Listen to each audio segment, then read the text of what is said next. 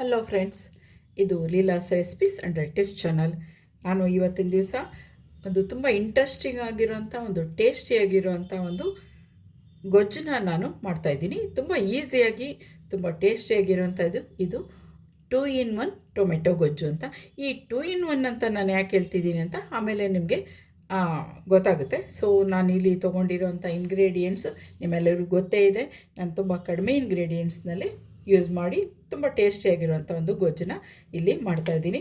Tomato ತೊಗೊಂಡಿದ್ದೀನಿ, ಒಂದು 6 tomato ತೊಗೊಂಡಿದ್ದೀನಿ, ಸ್ವಲ್ಪ ಕೊತ್ತಂಬರಿ ಸೊಪ್ಪು, ಹಾಗೆ ಒಂದು 2 ಈರುಳ್ಳಿ ತೊಗೊಂಡಿದ್ದೀನಿ ಸಣ್ಣ ಕಟ್ ಮಾಡಿ, ಹಾಗೆ ಕರಿ ಲೀವ್ಸ್ ಕೂಡ ತೊಗೊಂಡಿದ್ದೀನಿ. ಹಾಗೆ ಇದಕ್ಕೆ ರುಚಿಗೆ ಬೇಕಾಗಿರುವಷ್ಟು ಸಾಲ್ಟ್, ಮತ್ತು ನಾವಿಲ್ಲಿ ಇದಕ್ಕೆ ಯೂಸ್ ಮಾಡ್ತಾ ಇರೋದು ಇಲ್ಲಿ ಯಾವುದೇ ಚಿಲ್ಲಿ ಪೌಡ್ರೇನು ಯೂಸ್ ಮಾಡ್ತಿಲ್ಲ. ಜೊತೆಗೆ ಅದರ ಬದಲಾಗಿ ನಾವಿಲ್ಲಿ ಸಾಂಬಾರು ಪುಡಿನ ಯೂಸ್ ಮಾಡ್ತಾಯಿದ್ದೀವಿ. ಬನ್ನಿ ಫ್ರೆಂಡ್ಸ್, ಈಗ ಮಾಡೋವಂಥ ವಿಧಾನನ ನೋಡ್ಕೊಳ್ಳೋಣ. ಈಗ ನಾನಿಲ್ಲಿ ಒಂದು ಬಾಣಲೆಯಲ್ಲಿ ಒಂದು 4-5 ಸ್ಪೂನಷ್ಟು ನಾನು ಆಯಿಲ್ ತೊಗೊಂಡಿದ್ದೀನಿ. ಈಗ ಆಯಿಲ್ ಸ್ವಲ್ಪ ಬಿಸಿ ಆಗಿದ ತಕ್ಷಣ ನಾವಿಲ್ಲಿ ಮೊದಲಿಗೆ ಆನಿಯನನ್ನು ಹಾಕ್ಕೊಳ್ಬೇಕಾಗುತ್ತೆ.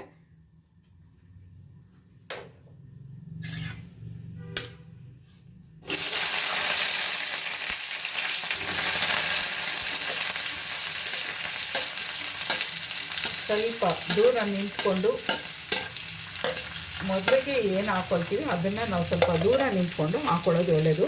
ಇದನ್ನು ನಾವು ಬ್ಯಾಚುಲರ್ಸ್ಗೆ ಹೇಳ್ತಾ ಇದ್ದೀನಿ, ಯಾರು ಮೊದಲು ಮಾಡ್ತಿದ್ದಾರೆ ಅಂಥವ್ರಿಗೆ ಸ್ವಲ್ಪ ದೂರ ನಿಂತ್ಕೊಂಡು ಫಸ್ಟ್ ಐಟಮ್ ನೀವೇನು ಹಾಕ್ತೀರಾ ಆಯಿಲ್ಗೆ ಅದು ಸ್ವಲ್ಪ ದೂರ ನಿಂತ್ಕೊಂಡು ಹಾಕ್ಕೊಳ್ಳಿ. ಇದು ಸ್ವಲ್ಪ ಫ್ರೈ ಆಗಬೇಕು, ಒಂದು ಗೋಲ್ಡನ್ ಕಲರ್ ಬರಬೇಕದು. ಆನಿಯನ್ ಸ್ವಲ್ಪ ಕಲರ್ ಚೇಂಜ್ ಆಗಬೇಕು. ಆಮೇಲೆ ನಾವಿಲ್ಲಿ ಇದಕ್ಕೆ ಟೊಮೆಟೊನ ಹಾಕ್ಕೊಳ್ಳೋಣ. ಇದೊಂದು 2 ನಿಮಿಷ ಆ ಕಲರ್ ಚೇಂಜ್ ಆಗಬೇಕು. ಈಗ ಇದು ಸ್ವಲ್ಪ ಕಲರ್ ಚೇಂಜ್ ಆಗಿದೆ. ಈಗ ನಾವಿಲ್ಲಿ ಟೊಮೆಟೊನ ಹಾಕ್ಕೊಳ್ಳೋಣ.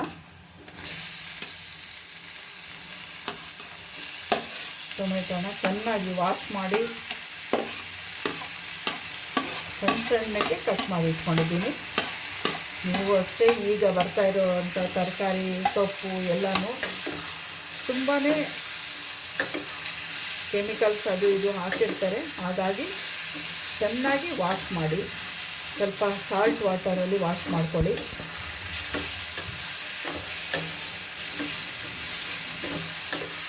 ಈಗ ಟೊಮೆಟೊ ಸ್ವಲ್ಪ ಬೇಗ ಸಾಫ್ಟ್ ಆಗಬೇಕು ಅಂದರೆ ಅದಕ್ಕೆ ನಾವು ಇಲ್ಲಿ ಸಾಲ್ಟನ್ನ ಸೇರಿಸ್ಕೊಳ್ಬೇಕಾಗುತ್ತೆ.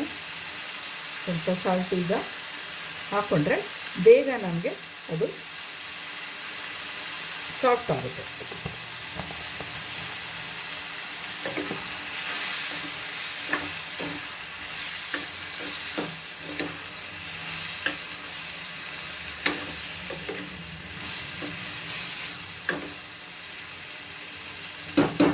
ಈಗ ಇದು ಸ್ವಲ್ಪ ಮೀಡಿಯಮ್ ಇದರಲ್ಲಿ ಚೆನ್ನಾಗಿ ಸಾಫ್ಟ್ ಆಗಬೇಕು. ನಾನಿಲ್ಲಿ ಲಿಡ್ ಮುಚ್ಚಿ ಇದು ಮಾಡ್ತಾಯಿದ್ದೀನಿ, ಸ್ವಲ್ಪ ಬೇಗನೆ ಸಾಫ್ಟ್ ಆಗುತ್ತೆ ಅಂತ.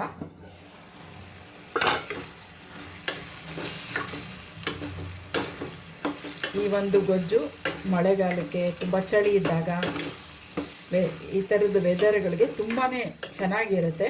ಬಿಸಿ ಬಿಸಿ ಅನ್ನಕ್ಕೆ, ದೋಸೆ, ಚಪಾತಿ, ಮುದ್ದೆ ಯಾವುದಕ್ಕೆ ಬೇಕಾದರೂ ಇದು ತುಂಬಾ ಚೆನ್ನಾಗಿ ಸೂಟ್ ಆಗುತ್ತೆ. ಹಾಗೆ ಕೂಡ ಮಾಡೋದಕ್ಕೆ ತುಂಬ ಈಸಿಯಾಗಿದೆ. ಆಮೇಲೆ ಇಂಗ್ರೀಡಿಯೆಂಟ್ಸು ಕಡಿಮೆ ಇದೆ. ಏನು ತರಕಾರಿ ಇಲ್ಲ ಅಂದಾಗ ತುಂಬ ಬೇಗ ಆಗುವಂಥ ಒಂದು ಗೊಜ್ಜುಗಳು. ಸೊ ಈಗ ಒಂದಷ್ಟು ಈಸಿಯಾಗಿ ಮಾಡುವಂಥ ಗೊಜ್ಜುಗಳನ್ನ ನಾನಿಲ್ಲಿ ಸೀರೀಸ್ ಮಾಡಬೇಕು ಅಂತ ಅಂದ್ಕೊಳ್ತಾ ಇದ್ದೀನಿ. ಸೊ ಅದಕ್ಕೆ ಇವತ್ತಿನ ದಿವಸ ಈ 2 in 1 ಟೊಮೆಟೊ ಗೊಜ್ಜನ್ನ ನಾನು ಮಾಡ್ತಾಯಿದ್ದೀನಿ.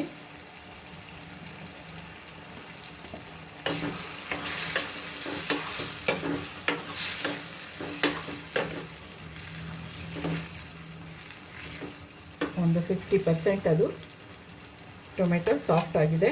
ಇದಕ್ಕೆ ಬೆಳ್ಳುಳ್ಳಿ ಇಷ್ಟ ಇರೋರು ಸ್ವಲ್ಪ ಬೆಳ್ಳುಳ್ಳಿನ ಕೂಡ ಜಜ್ಜಿ ನೀವು ಅದಕ್ಕೆ ಒಗ್ಗರಣೆಗೆ ಹಾಕ್ಕೊಳ್ಬೋದು. ಇನ್ನೊಂದು 2 ನಿಮಿಷ ಅದು ಸಾಫ್ಟ್ ಆಗಲಿ. ಆಗಾಗ ನೀವು ಸ್ವಲ್ಪ ಕೈ ಆಡಿಸ್ಬೇಕಾಗುತ್ತೆ, ಯಾಕೆಂದರೆ ತಳ ಹಿಡಿಬಾರ್ದು ಅಂತ.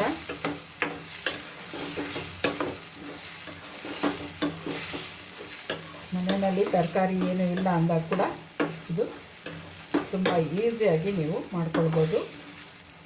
ಈಗ ಇದಕ್ಕೆ ಸ್ವಲ್ಪ ಅರಿಶಿನ ನಾನಿಲ್ಲಿ ಹಾಕ್ಕೊಳ್ತಾ ಇದ್ದೀನಿ.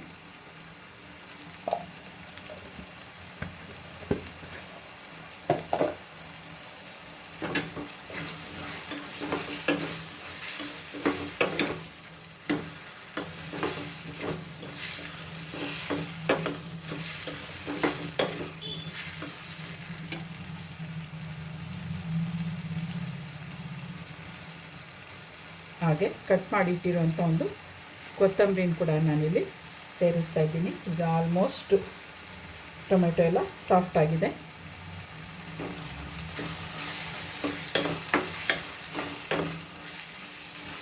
ನೋಡಿದ್ರಲ್ಲ, ಕಲರ್ಫುಲ್ಲಾಗಿ ಕಾಣಿಸ್ತಾ ಇದೆ. ಈಗ ಇದಕ್ಕೆ ನಾವು ಬೇಳೆ ಸಾರು, ತರಕಾರಿ ಸಾರುಗಳಿಗೆ, ಹುಳಿಗೆಲ್ಲ ಯೂಸ್ ಮಾಡೋಂಥ ಒಂದು ಸಾರಿನ ಪುಡಿನ ನಾನಿಲ್ಲಿ ಹಾಕ್ಕೊಳ್ತಾ ಇದ್ದೀನಿ. ನಾನು 1 ಸ್ಪೂನಷ್ಟು ಸಾರಿನ ಪುಡಿನ ಹಾಕ್ಕೊಳ್ತಾ ಇದ್ದೀನಿ. ನಿಮಗೆ ಎಷ್ಟು ಟೇಸ್ಟಿಗೆ ಬೇಕೋ ಅಷ್ಟನ್ನು ನೀವು ಹಾಕ್ಕೊಳ್ಬೋದು. ಈಗ ಸಾರಿನ ಪುಡಿ ಹಾಕಿದಾಗ ನಾವು ಸಾರು ಅಥವಾ ಸಾಂಬಾರು ಪುಡಿನ ನಾವು ಹಾಕಿದಾಗ ಸ್ವಲ್ಪ ಅದ್ರದ್ದು ಹಸಿ ವಾಸನೆ ಹೋಗಬೇಕಾಗುತ್ತೆ. ಹಾಗಾಗಿ ಇದಕ್ಕೆ ಇನ್ನೂ ಒಂದು 2 ನಿಮಿಷ ನಾವು ಅದನ್ನು ಸಿಮ್ಮಲ್ಲಿಟ್ಟು ಇದು ಮಾಡಬೇಕು. ಸ್ವಲ್ಪ ಅದನ್ನು ಬೇಯಿಸಬೇಕು. ಜೊತೆಗೆ ಅದಕ್ಕೆ ಒಂಚೂರು ನೀರನ್ನು ಕೂಡ ನಾನಿಲ್ಲಿ ಆ್ಯಡ್ ಮಾಡ್ತಾಯಿದ್ದೀನಿ.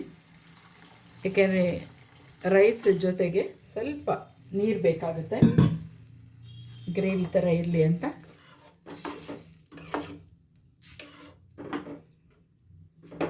ಈಗ ಇದು ಹಸಿ ವಾಸನೆ ಹೋಗೋವರೆಗೂ ನಾವಿಲ್ಲಿ ಫ್ರೈ ಮಾಡಬೇಕಾಗತ್ತೆ.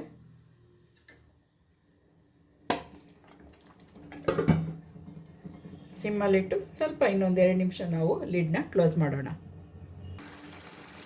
ಆಗಲೇ ಸ್ವಲ್ಪ ನಾವು ಸಾಲ್ಟ್ ಹಾಕಿದ್ವಿ. ಈಗ ಟೇಸ್ಟಿಗೆ ಎಷ್ಟು ಬೇಕೋ ಅಷ್ಟು ನೋಡಿಕೊಂಡು ಇನ್ನು ಸ್ವಲ್ಪ ಸಾಲ್ಟ್ನ ಇಲ್ಲಿ ಸೇರಿಸ್ಬೇಕಾಗುತ್ತೆ. ಅದರದ್ದು ಥಿಕ್ನೆಸ್ ಎಲ್ಲ ಗ್ರೇವಿ ನೋಡ್ಕೊಳ್ಳಿ. ಇನ್ನೂ ಸ್ವಲ್ಪ ನಿಮಗೆ ನೀರು ಬೇಕು ಅಂತಂದರೆ ಸ್ವಲ್ಪ ನೀರನ್ನ ಆ್ಯಡ್ ಮಾಡ್ಕೊಳ್ಳಿ. ಇನ್ನೊಂದು 2 ನಿಮಿಷ ಇದು ಸಿಮ್ಮಲ್ಲಿ ಇರಲಿ.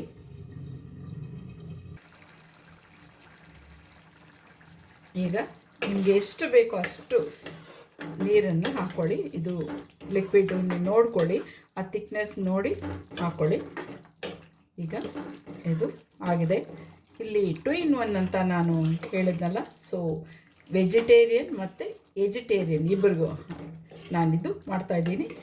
ಈಗ ವೆಜಿಟೇರಿಯನ್ಗೋಸ್ಕರ ಇದನ್ನು ನಾನು ಇಲ್ಲಿ ಸ್ವಲ್ಪ ಗೊಜ್ಜನ್ನ ತೆಗೆದಿಟ್ಕೊಳ್ತಾ ಇದ್ದೀನಿ.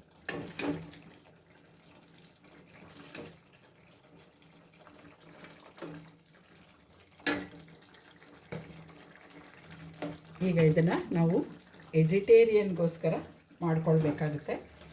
ಹಾಗಾಗಿ ಇನ್ನೊಂದು ಸ್ವಲ್ಪ ನೀರನ್ನ ನಾವಿಲ್ಲಿ ಸೇರಿಸ್ಬೇಕಾಗುತ್ತೆ. ಯಾಕೆಂದರೆ ನಾವಿಲ್ಲಿ ಎಗ್ನ ಆ್ಯಡ್ ಮಾಡ್ತಾಯಿದ್ದೀವಿ. ಅದರಿಂದ ಇಲ್ಲಿ ಇನ್ನು ಸ್ವಲ್ಪ ನಾವು ವಾಟರ್ನ ಇಲ್ಲಿ ಸೇರಿಸ್ಕೊಳ್ಬೇಕಾಗುತ್ತೆ.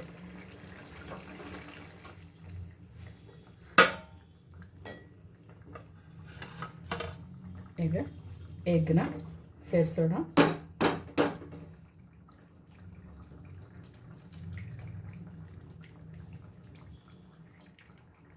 ಎಗ್ ಮಿಕ್ಸ್ ಮಾಡ್ದಿರ ಒಂದೊಂದು ಎಗ್ನ ಒಂದೊಂದು ಕಡೆ ನೀವು ಹಾಕ್ಕೊಳ್ಬೇಕಾಗತ್ತೆ. ಆಗ ಅದು ಕರೆಕ್ಟಾಗಿ ಅಲ್ಲೇ ಇರುತ್ತೆ, ಮಿಕ್ಸ್ ಆಗೋದಿಲ್ಲ.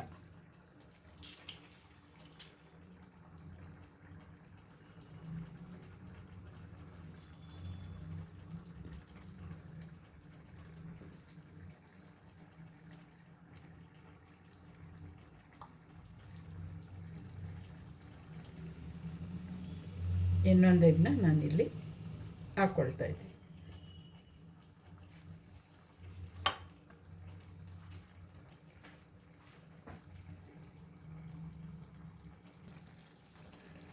ಅದು ನಾವು ಎಗ್ಗನ್ನ ಎಲ್ಲೆಲ್ಲಿ ಹಾಕಿರ್ತೀವೋ ಅದನ್ನು ಹಾಗೆ ಕದಲಿಸ್ತೀರಾನೇ ನಾವು ಅದನ್ನು ಅಲ್ಲೇ ಬೇಯೋದಕ್ಕೆ ಬಿಡಬೇಕು.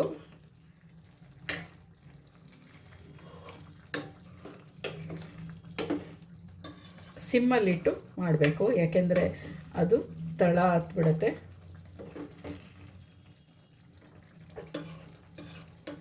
ಈಗ ಇದು ಆಗಿದೆ. ಸೊ ಸರ್ವಿಂಗ್ ಬೌಲ್ಗೆ ತೆಗೆದುಬಿಡೋಣ.